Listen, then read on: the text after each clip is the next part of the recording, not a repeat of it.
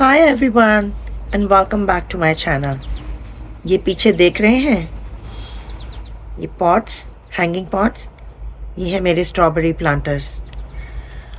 मैंने स्ट्रॉबेरीज 2 साल पहले स्टार्ट की थी और कहते हैं कि स्ट्रॉबेरीज जो हैं वो एक से ज़्यादा सीज़न लेती हैं ग्रो करने के लिए, फ्रूटिंग करने के लिए। पर मेरे साथ ऐसा नहीं हुआ। एक तो मैंने स्ट्रॉबेरीज बेयर रूट से स्टार्ट की, जो कि एवर बियरिंग वैरायटी थी जिसमें प्रॉपर स्ट्रॉबेरी फ्रूट आता है। और कुछ स्ट्रॉबेरीज मैंने अपने जो स्ट्रॉबेरी पैच है उसमें just for the sake of beauty wild strawberries plant की।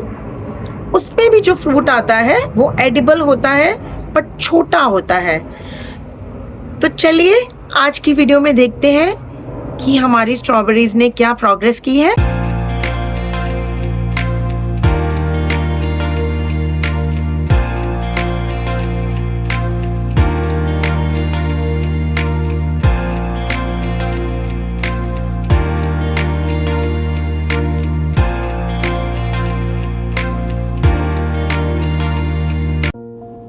So this is my strawberry bed where I normally grow my strawberries. Including this side raised mini bed, I also grow my strawberries in my pots, which I'm going to show you later on. Growing strawberries in zone 5 involves planting early spring if you are doing it for the first time. अगर आप पहली बार लगा रहे हैं तो early spring start कीजिए before the just after the last frost actually. और अगर आप और ये मेरी जो वैरायटी है स्ट्रॉबेरीज़ की, ये है वाइल्ड स्ट्रॉबेरीज़। ये साइज़ में थोड़ा छोटी होती हैं जैसे मैंने बताया आपको शुरुआत में। और ये देखिए ये फ्रूट भी देने लगी हैं। ये साइज़ होता है स्ट्रॉबेरीज़ का, but they are very tasty and very delicious. कुछ खट्टा मीठा इनका स्वाद होता है और भर भर के स्ट्रॉबेरीज़ ये निकलती हैं। अब बात करते हैं स्ट्रॉबेरीज़ को चाहिए क्या। They need at least 8 hours of sunlight, a well draining sandy loam soil जिसका pH around 5.5 to 6.8 हो, and should be mulched with straw to protect their crowns from the harsh winter frost. सर्दियों में भी और otherwise भी mulching बहुत ज़रूरी है। आप देख सकते हैं मैंने स्ट्रॉ डाली हुई है। आप स्ट्रॉ भी डाल सकते हैं और आप चाहें तो आप पाइन नीडल्स भी डाल सकते हैं। अगर आप ठंडी जगह पर रहते हैं तो pine needles are also a good source of mulching and they also actually make your soil acidic and maintains the level of 6 to 7 pH, तो वो भी एक अच्छा ऑप्शन है। अब यहाँ देखिए ये मेरे प्लांटर्स हैं जिसमें मैंने एवर बियरिंग स्ट्रॉबेरी की वैरायटीज़ लगाई थी। अभी ये मैं शुरुआत की वीडियो आपको दिखा रही हूँ जब स्ट्रॉबेरी के प्लांट वापस आए हैं and now they are growing slowly and slowly. अभी जो भी फ्रूट आएगा मैं उसे पिंच कर दूंगी, कोई भी फ्लावर आएगा मैं उसे पिंच कर दूंगी जिससे एक हेल्दी रूट सिस्टम डेवलप हो सके।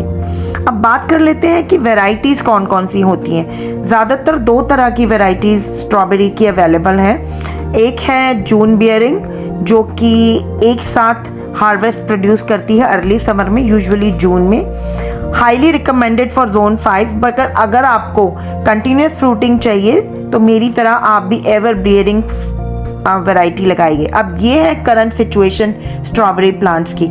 आप देख सकते हैं कितने लंबे लंबे रनर्स भी वो दे रही है। अब रनर्स का क्या काम है, जब आप स्प्रिंग आता है तो आप strawberry patches usually produce their maximum yield to 2 to 3-4 years।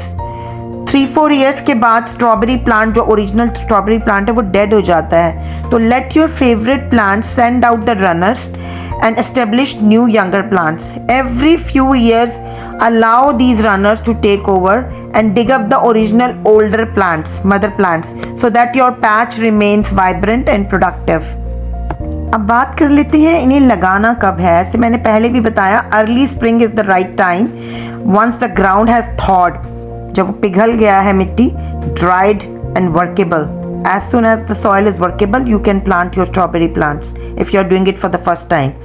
Soil requirements: full sun, directly slightly acidic soil, pH 5 to 6, या 6 to 7 तक भी जाएगा तो बेटर है। और प्लांटिंग डेप्थ इट्स क्रूशियल तक कि एग्जैक्ट राइट डीप हो।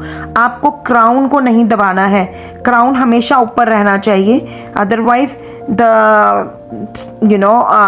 Plant is gonna die if planted too deep. जो रूट्स हैं उसकी वो शैलो होती हैं और वो रॉट हो जाएंगी and the roots will dry out. Spacing कम से कम 18 इंच अपार्ट।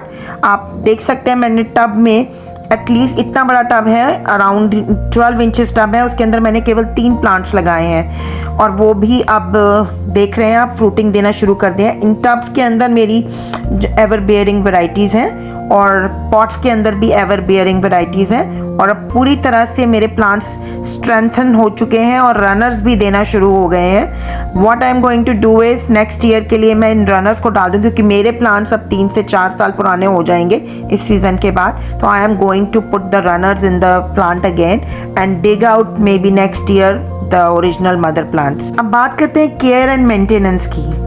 स्ट्रॉबेरी प्लांट्स को ज़्यादा पानी नहीं चाहिए, आप पर वीक पानी दीजिए, या अगर आपने बाहर मेरी तरह लगा रखे हैं और आप जोन 5 में हैं तो हमारा सीज़न मोस्टली वेट ही होता है, तो I just rely on the rain water, I never water my strawberries. Fertilising के लिए apply a balance continuous release organic fertiliser और rich compost and early spring, और जब नई ग्रोथ स्टार्ट हो तब भी आप डालें, और एक बार लेट समर में मतलब फॉल आने से पहले भी एक बार आप डाल दें। Please avoid excess of nitrogen, use the phosphorus and potassium rich source of food. मैं बोन मील या ब्लड मील का यूज़ करती हूँ, अगर आप बोन मील या ब्लड मील नहीं डालते हैं तो किचन कंपोस्ट भी इनफ है। आई होप आपको ये वीडियो अच्छी लगी होगी। Strawberry is a very delicate fruiting plant, however अगर हम ध्यान से और प्यार से स्ट्रॉबेरी प्लांट की केयर करें तो इसको उगाना कुछ भी मुश्किल नहीं है। You can have lots and lots of strawberries at your home garden. अगर आपको ये वीडियो अच्छी लगी so please consider liking, sharing and subscribing to my channel. Take care until we meet next. Bye bye.